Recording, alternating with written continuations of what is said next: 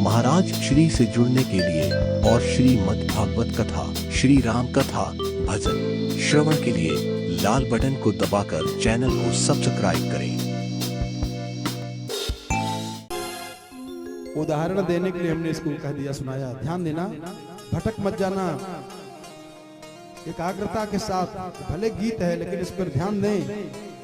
जो काम के बस में रहता है वो जीवात्मा है, जो काम से निर्लिप्त हो जाता है वो महात्मा है, और जो काम को अपने बस में कर लेता है वो परमात्मा है। घोड़ा काम का प्रतीक माना जाता है। भगवान जब गए हैं तो काम के घोड़े के ऊपर बैठे हैं। अब हम लोग जब ससुराल में जाते हैं तब ना वो घोड़वा हमारे ऊपर बैठ जाता है उल्टा। इसीलिए निंदा होती है। जब काम ऊपर बैठ जाएगा तो निंदा शुरू हो जाएगी, और काम के ऊपर बैठ जाओगे तो वंदना शुरू हो जाएगी। आज वही काम भगवान श्री कृष्ण के पास आया। कहा, नाथ मैंने सुना है कि आप भगवान हैं। कहा, लोग ऐसा कहते हैं। तो कहा, मैं परीक्षा लेना चाहता हूँ, एक हाथ आपसे हाथ मिलाना चाहता हूँ लड़ाई करने के लिए। बड़े बड़े को मैंने मटिया मेट में मिला दिया। नारद जी कह रहे थे कि मैं बहुत तपस्वी है, लेकिन उनकी ऐसी दुर्दशा किया कि बेचारे कभी नाम नहीं लेते। तो भगवान ने कहा, तू कहना क्या चाहता है? कहा, महाराज मैं आपसे हाथ मिलाना चाहता हूँ। कहा, कैसे? कहा, आप गृहस्थ आश्रम में आए और ब्रज की अनंत सुंदरियों के साथ आप खेलें, लीला करें, नृत्य करें। उसी समय मैं बाण मारूंगा। अगर आप बच गए तो मैं आपका बेटा, और हार गए तो आप जान ही रहे हैं। भगवान का, चल बेटा तेरी शंका दूर करता हूं। देख, काम जो रासलीला की कथा है ये काम पर विजय प्राप्त करने की लीला है। अगर ये पूरी कथा श्रवण कर जाओ तो काम के ऊपर बैठ जाओगे। आहा, चारों दूल्हा में वो बड़का कमाल सखिया। कब? एक काम के ऊपर बैठ जाओ जब तक। दुर्दशा दुर्गति तब तक होती है जब काम सवार है। अरे जहां राम तहां काम नहीं, और जहां काम नहीं राम। इसलिए प्यारे, इस कथा के माध्यम से काम पर विजय प्राप्त करने की विधि सीख लो। तो कन्हैया ने बांसुरी बजाई। सुखदेव बाबा कहते हैं कि निशम्य गीतम तदनंग वर्धनम,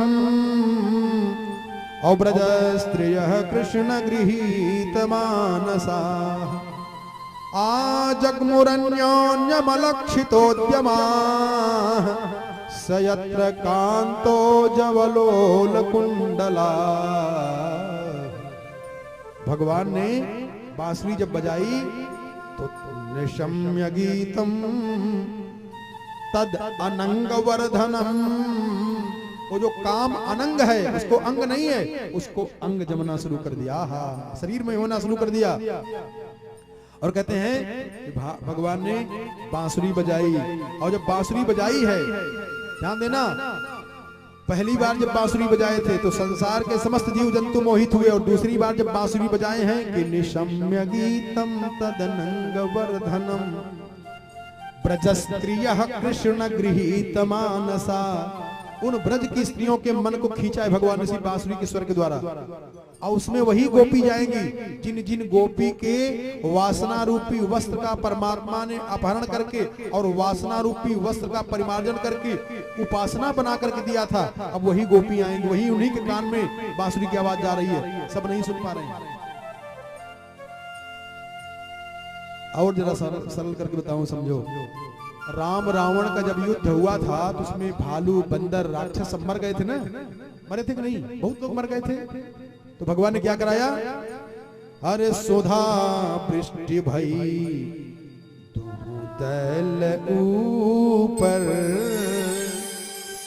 और जिए भालू कपि नहीं रजनीचर।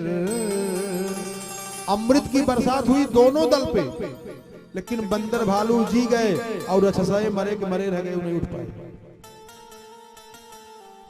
कथा हो रही है और कितने लोग लाभ लेने वाले लाभ ले रहे हैं, और कितने घरे में बैठ कर उठ कर सो रहे हो।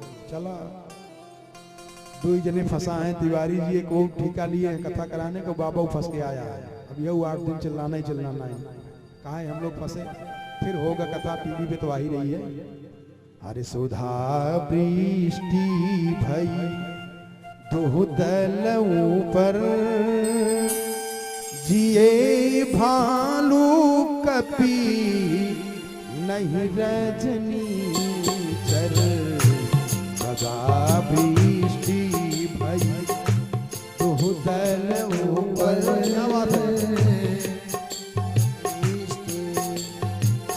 सुधा वृष्टि भई दुहदल ऊपर, जिए भालू कपी नहीं रजनी चर। ओ जिए भालू कपी नहीं रजनी, जिए भालू कपी नहीं रजनी, जिए भालू कपी नहीं रजनी। अमृत की बरसात हो रही है, लेकिन बंदर भालू जी बड़ा रहस्य है। अब ध्यान दें, कहते हैं उन गोपियों के कान में भगवान के बांसुरी की आवाज गई, और गोपियां कैसे चली आ रही हैं? सुखदेव बाबा कहते हैं दुहंत्यो भी अयोह काश्चित। आहा, कोई गाय का दूध दूह रही है, अब बांसुरी की आवाज आई तो वो ऐसे ही दूधवा छोड़ करके भागी। हौन परिवेशंत धित्वा पाययन्त्यः त्रिशुशोनपयः। सुखदेव बाबा कहते परीक्षित, कई देवियां अपने पुत्र को स्तनपान करा रही थी, उसको वहीं छोड़ करके भागी। लिम्पन्त्यः प्रम्निजन्त्योन्याः अंजन्त्याः काश्च लोचने। कोई गोपी श्रृंगार कर रही है, सज रही है, एक आंख में काजल लगाई है, तब तक बांसुरी की आवाज आई, एक कई अखियां में काजल लगाना भूल गई, भागी।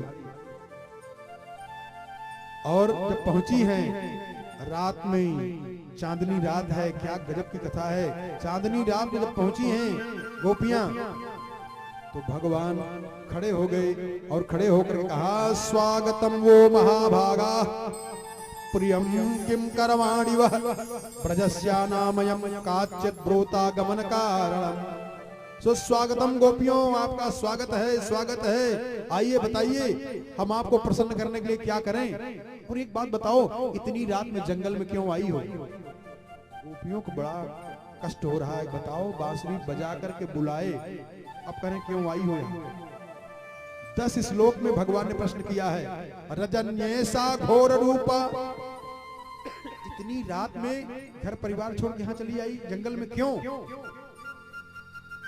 गोपियां नहीं बोल रही हैं। तब तक भर में कहे मातरः पितरः पुत्रा। माता पिता से लड़ाई करके तो नहीं चली आई।